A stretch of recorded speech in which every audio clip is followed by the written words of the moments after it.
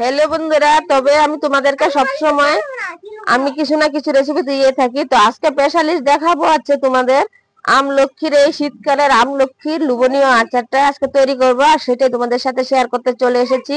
তো বাজার থেকে অনেকগুলো আমলক্ষী নিয়েছিলাম, ছোট সাইজ বড় সাইজ দেখতে পাচ্ছ। আর এই যে ছোট সাইজ গুলো কিন্তু লোকাল আমলক্ষী, আর এই যে বড় সাইজ গুলো দেখতে পাচ্ছ সেগুলো কিন্তু চালানি আমলক্ষী। তবে কিন্তু ঝাল মিষ্টি দুটোই আচার করব, আর সেটা তোমাদের সাথে শেয়ার করব। তো এই যে দেখো, দেখতে দেখতে কিন্তু আমার সবগুলো ধুয়ে পরিষ্কার করে সুন্দর করে আমি নিয়ে বসে গেছি। তো রাইস কুকারের মধ্যে কিন্তু আবার জল নিয়ে নিচ্ছি, কারণ আমলকি গুলো অল্প ফাঁপিয়ে নিতে হবে, না হলে কিন্তু তিতো ভাব চলে আসবে। তো এই যে দেখো, এতটুকু জল দিয়েছিলাম। তো আমলকি গুলো ভালো করে সিদ্ধ করে নিয়েছি, মানে তোমার একবার উতলানি উঠার পরে আমি নামিয়ে দিয়েছিলাম, একদম গেলগেলা সিদ্ধটা করিনি, হালকা সিদ্ধ করেছি যাতে কষটা চলে যায়। তো এবারে যে ছোটগুলো অল্প বেছে বড়গুলো আলাদা করে নিচ্ছি আমি। আর ছোটগুলো গুটালেই আমি রোদে দেব, আর বড়গুলো হচ্ছে একটু কেটে রোদে দিব। তো আমি এখন কাটতে বসে যাই।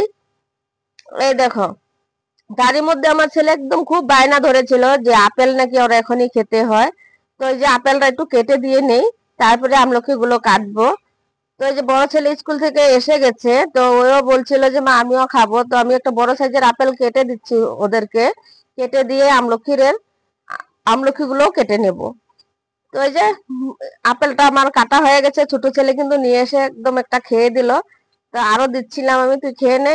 তো ও বলছিল মা তুমিও খাও, তো আমি বলছি তোরা খা, এখন আমি আচার বানাচ্ছি, পরে আমি খাবো নি।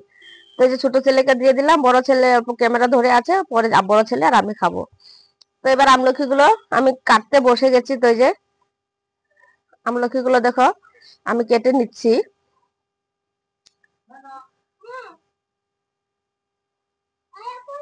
এই যে এরকম করে আমি অল্প চিরচির করে কাটছি, আর ভিতরে যে গুটিটা আছে সেটা আমি ফেলে দেবো। যেরকম সাইজ করে আমি কেটে নিচ্ছি, তোমাদের মন মতো সাইজ করে কিন্তু কাটতে পারো, তবে আমি একটু বড় বড় কেটে দিচ্ছি, কারণ শুকিয়ে গেলে কিন্তু অনেকটাই আবার ছোট হয়ে যাবে। তাই এই যে গুটিটা মাঝখান থেকে আমি একটু ফেলে দিচ্ছি, গুটিরা কাজে লাগবে না। তো এই যে দেখো, এরকম করে কিন্তু আমি সবগুলো আমলকি কেটে নেব সুন্দরভাবে, একদম চিরচির করে কেটে নিচ্ছি। আর একদম সিদ্ধ করা আছে, তাই একদম ইজিলি কেটে যাচ্ছে। তো এই যে বটি দিয়ে করছি, তোমরা চাইলে চাকু দিয়ে যে দিয়ে হোক কেটে নিতে পারো। আর এই যে গুটিগুলো কিন্তু ফেলে দিও, কারণ এই আমলকির গুটিটা আর কোনো কাজে লাগবে না, এটা খেয়েও ভালো লাগবে না। তো আমি ফেলে ফেলে দিয়ে সমস্ত আমলকি গুলো আমি কেটে নেব এইভাবে একইভাবে করে। তো দেখতে দেখতে দেখো আমলকি গুলো কাটা হয়ে গেছে, আর ছোটগুলো ওই যে আলাদা করে নিয়েছি আমি। তো এখানে এখন আমি যে কাজটি করব, এই যে কাটা আমলকি গুলো দেখতে পাচ্ছ, এর মধ্যে আমি নুন দিয়ে একটু মেখে রোদে দিয়ে দিব। খুব সুন্দর করে একটু মাখিয়ে নিব সব, যাতে আমলকির সঙ্গে যাতে নুনটা ভালোভাবে লেগে যায়। তাই আমি ভালো করে মাখিয়ে নিচ্ছি হাতের সাহায্যেই। তো এটা হাত দিয়ে মাখামাখিটা করলে বেশি ভালো হয়, কারণ নুনটা একদম সমানভাবে সবগুলোতে আমি লাগিয়ে নিতে পারি। তাই আমি হাতে একটু মেখে নিচ্ছি সুন্দর করে। এটা হয়ে গেছে দেখো মাখা।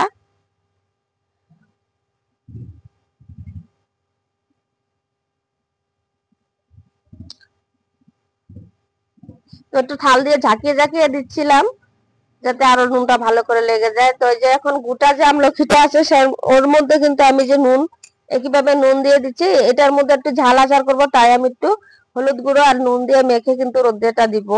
আর এই শীতকালের আমলকির আচার যেরকম মুখরুচিটা বাড়ে, এরকম হজম শক্তিতেও কাজ হয়, তার জন্য কিন্তু স্পেশালি সেই আমলকির আচারটা বানানো আমার। আর আমার ঘরে সবাই এই আমলকির আচার খেতে ভালোবাসে, তো ভাবলাম তোমাদেরকে শেয়ার করে দিই, তোমরা এরকম বানিয়ে কিন্তু খেতে পারো। বাজারে কিনা তো আমরা অনেক আচার খেয়ে থাকি, তবে কিন্তু ঘরের মতন টেস্টি কখনো হয় না, কারণ বাজারের আচারগুলোতে কিন্তু মশলা কাঁচা কাঁচাই দেওয়া হয়। তো আমাদের এটাতে আবার ভাজা মশলাও দেওয়া হবে। তো এখন আমি শুধু হলুদ গুঁড়ো নুন দিয়ে মেখে রোদে দিয়ে নেবো 3 রোদ্রুর মতো।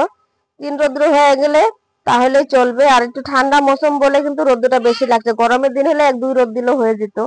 তবে কিন্তু গরমের দিনে এই আমলকি গুলো পাওয়া যায় না, এই শীতকালেই পাওয়া যায়। তো এটাকে আমি ভালো করে একদম হলুদ নুন দিয়ে একদম সব প্রতিটাতে যেন লেগে যায় সেরকম করে কিন্তু ঘুরিয়ে ঘুরিয়ে অল্প মেখে দিচ্ছি আমি। আর এই আমলকি গুলো তোমরা চাইলে কিন্তু একটু একটু করে দাগ দিয়েও নিতে পারো, তাতে মশলাটাও ভিতরে ঢুকে যাবে। তো আমি আর দাগ দেওয়া দিয়ে করিনি, আজকে এইভাবেই করে দিয়েছি আমি। বাস হয়ে গেল, রোদে দিয়ে দিব এখন। দেখো আমলকি গুলো শুকিয়ে কতটা কমে গেছে, এতগুলো আমলকি ছিল আমার। তবে কিন্তু আমি একদম খুব শুকান সেটা করি নাই, মানে অল্প নরমে আছে। এখনই আমি এটাকে আচারটা রেডি করব।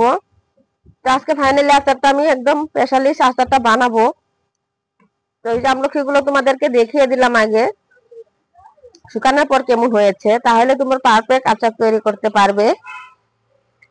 আমলকি খুব শুকিয়ে গেলে কিন্তু ভালো হয় না। তো এর মধ্যে আমি কিন্তু গুড়টাও কেটে নিয়েছিলাম। আর এখানে দেখো একটা শুকনো লঙ্কা দিয়েছি, মরিচ 1 চামচ, আর 1 চামচ ধনিয়া। এ দিয়ে কিন্তু মিষ্টি আচারের জন্য পারফেক্ট মশলা। মিষ্টি আচারে অত মশলা দিতে যাবে না, কারণ মিষ্টি আচার খারাপও হয়, টেস্টটাও বিগড়ে যায় বেশি মশলা দেওয়ার ফলে। তো এটাকে হালকা ভাজা করব আমি, একদম কালো করে ফেলবো না, যাতে একটু একটু ব্রাউন হবে। চটচটে যখন ফুটা শুরু হবে, একটু সুগন্ধ চলে আসবে, তখন আমি কিন্তু নামিয়ে নেব। তখন একটু অনবরত নাড়তে হবে আর কি। দেখো খুব সুন্দর করে নেড়ে চেড়ে কিন্তু আমি এটাকে ভেজে নিয়েছি। দেখো এইরকম করে অনবরত নাড়তে থাকলে মশলাটা সমানভাবে সবগুলো হবে, কোনোটা জ্বলে যাবে কোনোটা কালো হবে, এরকমটা হবে না। এটাই কিন্তু পারফেক্ট তরিকা মশলা ভাজার জন্য। তো অনেকে বলে আচার নাকি খারাপ হয় জলদি, তো এই যে মশলা ভাজার কারণেও আচারটা খারাপ হতে চান্স হয়। কারণ আচারের মশলাটা খুব বেশি ভাজা হয়ে গেলে কিন্তু তিতো ভাব চলে আসে, আর জলদি জলদি খারাপ হওয়ার চান্সেসটা থাকে। তাই আমি সবসময় সব দিকে খেয়াল রেখে আচারটা বানাই, তার জন্য আমার আচারটা দীর্ঘদিন রেখে খেতে পারি, 1 বছরের মতো কোনোভাবে কিন্তু খারাপ হয় না। আর ভিজে চামিচ টামিচ আমি কখনো আচারে দিই না, এটা সবসময় তোমাদেরকে বলে থাকি। আর জুটো হাতে কখনো ধরতে নেই আচার, কারণ এর মধ্যে আমরা এক্সট্রা কোনো মেডিসিন দিই না, আমাদের ঘরোয়া উপায় দিয়েই কিন্তু আচার তৈরি করি। তো যে দোকানের আচারগুলো দেখতে পারো তোমরা, সেগুলো কিন্তু অনেক ধরনের কেমিক্যাল ইউজ করার কারণে কিন্তু আচারগুলো খারাপ হয় না। আর আমরা ঘরোয়া উপায় দিয়ে করি, তাই একটু নিয়ম কানুন মেনে চললে কিন্তু আমার আচারটা কখনো খারাপ হবে না। তার জন্য এগুলো সবার একটু খেয়াল রাখতে হয়। তো এখন এই দেখো ভাজা হয়ে গেছে, একটু ব্রাউন হয়ে গেছে। তো এই পর্যায়ে আমি নামিয়ে দেবো, এর থেকে বেশি ভাজতে যাব না। তো যে নামানোর পর তোমাদেরকে দেখিয়ে দিচ্ছি আমি কতটুকু ভাজিছি, তোমরা দেখলে হয়তো আইডিয়ারে বুঝতে পারবে। এ দেখো হাত দিয়ে ধরলে কিন্তু গুঁড়ো হয়ে যাচ্ছে, কিন্তু কালো হয়নি, কারণ হিটটা অনেকটা কমে রেখে আমি এটা মুড়মুড়া করে অল্প ভেজে নিয়েছি। তো এবার মশলাটা একটু গুঁড়ো করে নেব। আর এই যে মশলা ভাজা কড়াইতে আমি একটু জল দিয়ে দিচ্ছি, কারণ এটার মধ্যে আমি গুড়টা তৈরি করব। এবার গুড়টা ঢেলে দিচ্ছি, ঢেলে দিয়ে বেশ একটু সময় নাড়াচাড়া করলে কিন্তু গুড়টা গলে যাবে আমার। এদিকে আমি মশলাটা আদা থেতো করে নিয়েছি। মশলাটা পুরো গুঁড়ো করতে যাবে না, আদা থেতো মশলাটা কিন্তু স্বাদটা দ্বিগুণ বেড়ে যায়। তো এই যে মশলাটা এরকম করে কিন্তু আমি গুঁড়োটা করেছি, পুরোপুরি কিন্তু একদম ফিনিশ গুঁড়া করিনি। এই যে আধ ভাঙা মতো হয়েছে, এটাই আমার পারফেক্ট আছে। তো এটা আমি মিক্সিতে করেছি, তোমরা চাইলে কিন্তু এটা গিলাসে থেতো করে নিতে পারো। তবে মিক্সিতে করলে ধীরে ধীরে করতে হবে, তাহলে কিন্তু এরকম গুঁড়ো হবে। আর এদিকে আমার গুড়ের দেখো বলক উঠে গেছে। তো এই যে এবার ভাজা মশলাগুলো দিয়ে দিচ্ছি। আমি গুড়টাকে খুব জাল করব না, একটার আসলে কিন্তু আমি এটা এখন মশলাটা অ্যাড করে দিলাম। মশলাটা দিয়ে সঙ্গে সঙ্গে কিন্তু এই যে আমলকি অনেকটাই কমে গেছিল, তার জন্য আমি কয়েকটা জলপাইও সাথে দিয়ে দিলাম, যাতে আচারটা একটু বেশি হয়।